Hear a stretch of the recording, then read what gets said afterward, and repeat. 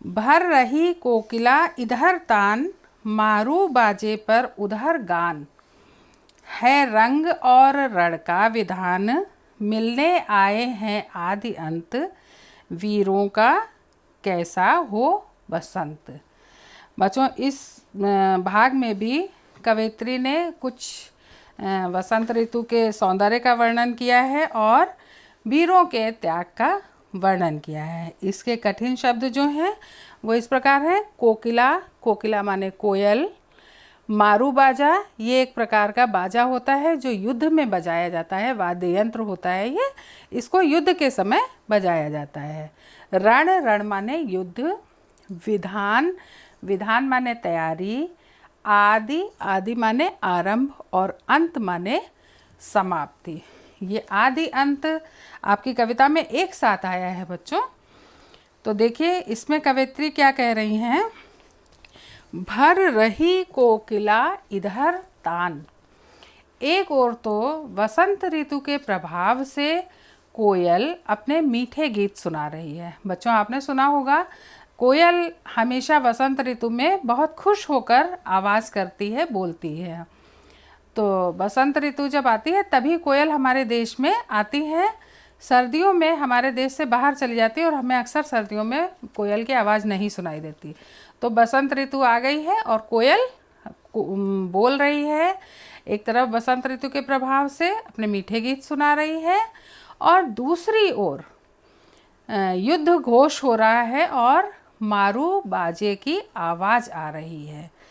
अर्थात जब जन सामान्य में बसंत का आकर्षण है, वो बसंत का उत्सव मना रहे हैं, उसी समय हमारे वीर सैनिकों को युद्ध का घोष सुनाई दे रहा है। अर्थात युद्ध के लिए प्रयाण करने के लिए उनको तैयार होना हो रहा है और वो युद्ध की ओर आकर्षित हो रहे हैं। मतलब आपने देखा बच्चों कि कवयित्री ने ये समझाने का प्रयत्न यहाँ पर किया है कि जो वीर सैनिक हैं हमारे, उनके लिए उत्सव, राग, रंग इन सब का कोई महत्व नहीं है। उनके लिए अपने देश की रक्षा ही सबसे महत्वपूर्ण कार्य है और वो उसी की ओर आकर्षित होते हैं। राग रंग अर्थात उत्सव और युद्ध दोनों की तैयारी एक साथ हो रही है।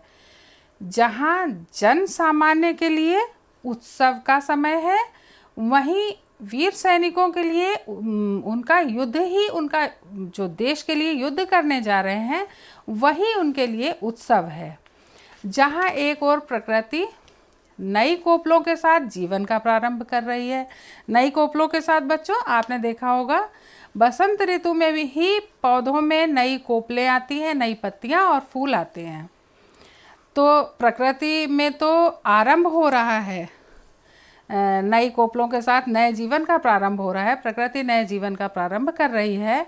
लेकिन वहीं पर सैनिक अपने देश की रक्षा में अपने प्राणों को न्यौछावर करने के लिए प्रस्तुत हैं, अर्थात अपने जीवन का दान देने के लिए प्रस्तुत हैं, अपने जीवन का अंत कर जाने के लिए प्रस्तुत हैं ताकि उनके देश की रक्षा हो सके। इस अवसर पर कवयित्री कल्पना करती हैं कि इस प्रकार समाज में हमारे सामने आदि और अंत, जीवन का प्रारंभ और जीवन का अंत एक साथ मिलने आए हैं।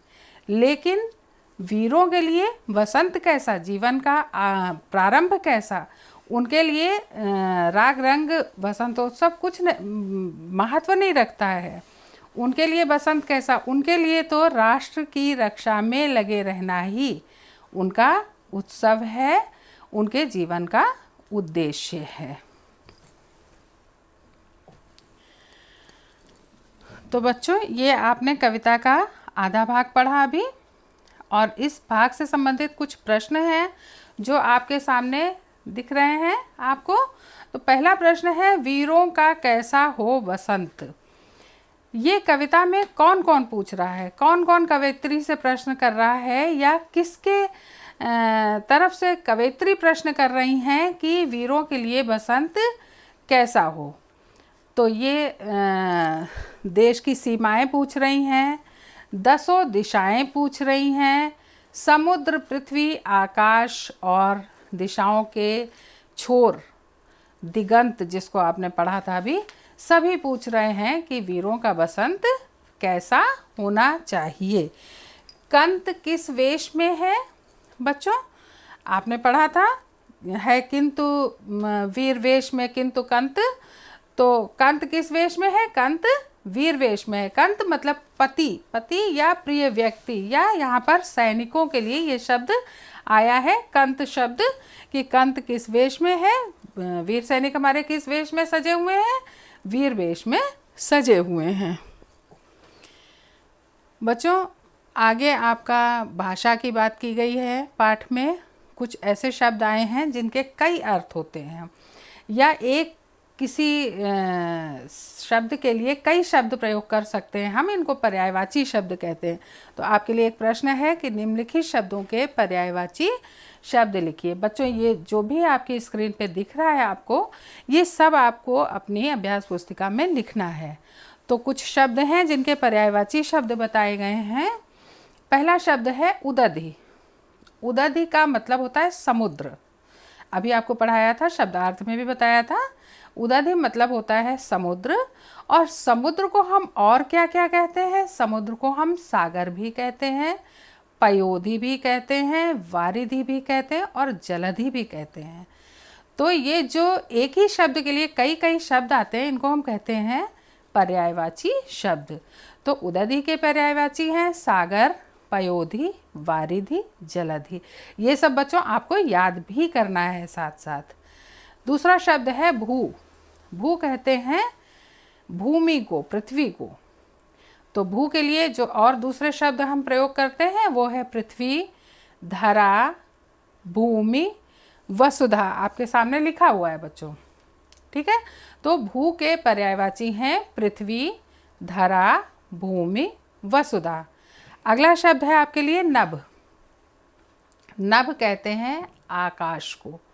और आकाश के लिए अन्य शब्द जो प्रयुक्त होते हैं गगन, अंबर, आसमान, ये शब्द हैं। तो नभ के पर्यायवाची आपके हो गए आकाश, गगन, अंबर, आसमान। अगला शब्द है मधु। मधु शब्द के भी कई अर्थ होते हैं, या कई शब्द इस शब्द के लिए प्रयोग किए जाते हैं, जैसे शहद, रसा, कुसुमासव और सुधा। तो ये सब हमारे मधु के पर्यायवाची हैं, शहद, रसा, कुसुमासव और सुधा।